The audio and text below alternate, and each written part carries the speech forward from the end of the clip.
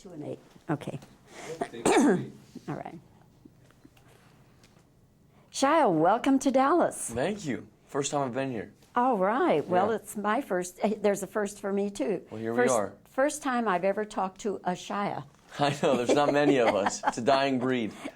What is the origin of the name? Shia, it means a gift from God in Hebrew, which is kind of nice. But then my last name is what just flips it. It's LaBeouf, and it's Cajun. And LaBeouf means the beef.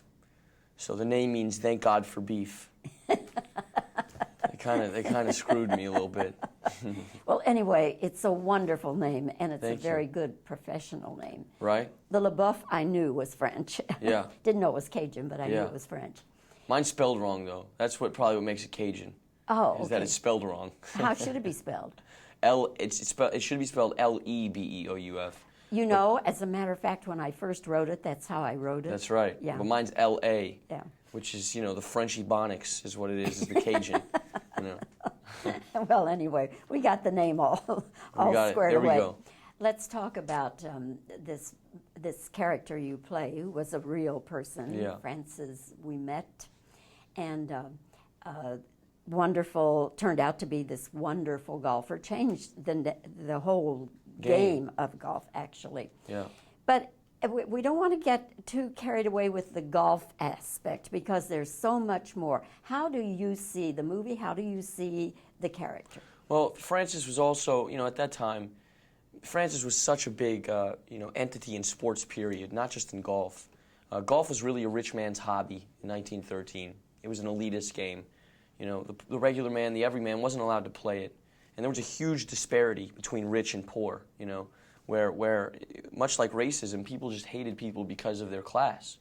They just hated them, didn't want anything to do with the poverty. And there was an influx of immigrants in 1913 coming to America to create this immigrant country. And they had no spokesperson. They couldn't identify with the president. He was identifying with the elitists. And so they had no voice. And Francis inadvertently became that voice, which was more of a social thing than it was a sports thing. Before Francis, you had athletes like Ty Cobb, who in retrospect, now we look back, we honor them and respect them, and wow, Ty Cobb, they become these iconic, heroic figures. That wasn't the case. It was more of an occupation when Ty Cobb was playing. It was like being a janitor or something like that. You would walk up to Ty Cobb and say, here's $4, teach me how to play baseball, and that'd be a bargain for him. He'd be into that.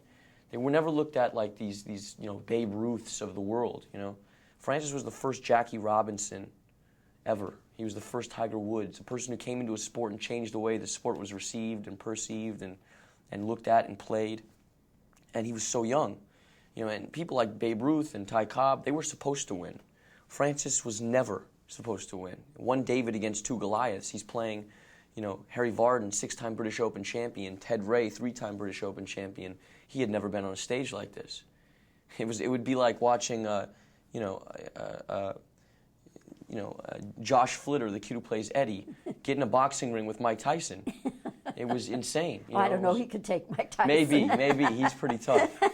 But it was never supposed to happen, And a social change happened because in 1913, after Francis had won, they started making municipal public courses in America, which created places that the everyman and the rich man could meet on as a level playing field and meet as equals. There was no place like that in America before that. And he created this sport. When you think about sports and athletes, he did more for his sport than any athlete has ever done for any sport.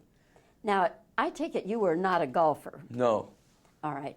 So you had to play a golfer and a good golfer. The best. How much of your playing did they use, and how much of the golf double did they use? 99% of me is in the film. Really? There's one shot that's not me. Which one is that? It's when the ball jumps over the other ball, and the CGI stuff, of course. But the rest is my swing. All the swings are my swing. But now, today's swing is not the same swing that At was all. in 1913. They had different equipment. They were hitting gutta percha balls, which are like rocks. They have no buoyancy. They don't fly. They're, it's like hitting concrete. And they had these hickory shafted clubs that would sway, So it was a different sport then. Plus, the grass was always higher. They didn't have the type of machinery to make it that thin and that pristine. Different game completely. More swaying involved to get the momentum of the club. And the clothes are so much different. And they're constraining, they're confining. It's wool. You're wearing these wool jackets, these wool, pants, and it's very constraining. Plus, in the rain, wool shrinks. So you're in the rain in these rain shots, and you're like, you can't move. But these guys did it. They did it in full, complete, suits. They were gentlemen. These guys were men, And your suits were just like their suits. Absolutely.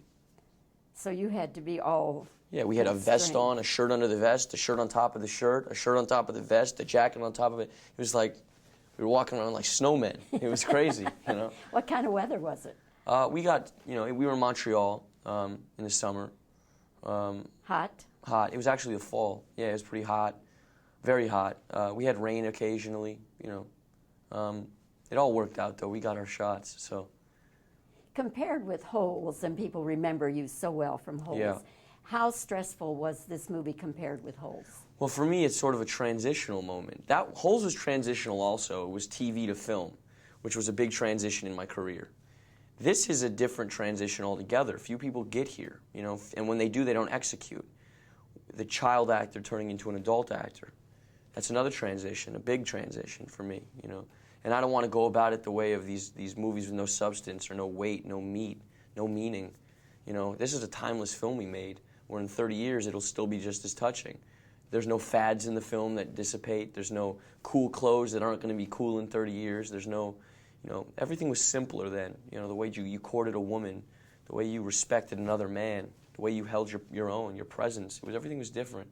And it's kind of fun to go back in that time and see how romantic it was. I think we made a movie that means a lot. When you have presidents like Bill Clinton saying it's his favorite film he'd ever seen in his life. When George Bush Sr., at 81, during Katrina, is writing notes to the head of Disney Publicity, to Dennis Rice, telling him what a great film this was and he'd love to help promote and get this film out there to help people in America lose their mind for an hour and a half and just, love another person, love another character, and maybe learn something from this inspirational, story. Plus, it's unconventional in the way it's filmed, in the way it's made. This isn't, again, it's not Bagger Vance with the slow pace of it. It's very fast. It's a shootout. It's Star Wars meets Tombstone. It's a fast-paced, quick film, And that's what Bill wanted to do. I mean, who would have thought he would have went from Frailty to making a Disney golf film? You knew it was going to be some weird twist on it. And that's Bill. A lot of credit goes to Bill. He's quite a director. What was it like doing scenes with this guy who plays Eddie? Because, as I've been saying, he needs to be arrested for scene stealing. Yeah, he's very good at it. He's good at it, though. But it's great for every other actor, It's kind of, when he's in a scene, the scene's going to be okay, because he's going to do something that's just going to kind of shift the momentum. But I remember the first time I met him, this is how I knew he was Eddie, was when I watched Josh Flitter. I knew he was the character Eddie when I met him. He's the kind of guy who would hustle you out of your shoes and sell them back to you. But I came off a Constantine press, and I get off a plane, and I come into a screen test, and he's holding court with these Disney executives, like Michael Eisner, and these huge type of people, and he's 10 years old. He's 9. He's 9 at this point. Yeah. He's not even 10 yet. He's holding court, and they're all mesmerized.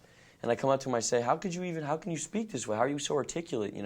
I mean, I bet you don't even have hair on your chest. He said, no, you're right, I don't, but you should see the hair on my back. And I said, that's him. That's Eddie Lowry. Get him signed up. We're going right now. He's a very funny kid. And we had a good time with him. Everybody learned to love him. He's like the little mascot of the movie. Well, Shia, I have really enjoyed meeting you. Yes. And I hope that this will be the first of many interviews that we will do. It's a mutual appreciation. And I must tell you that your performance is just right on. Well, thank you. Because you so capture what this guy was going through. I mean, a guy with a dream and wanting so much to attain his goals. That's great of you to say that. And yet he's got these other things that are kind of getting in his way, and he overcomes. It's a great story. Thank you. I'm happy you enjoyed it. Thank you, Nice Shia. meeting you. It's a pleasure. Okay, good interview.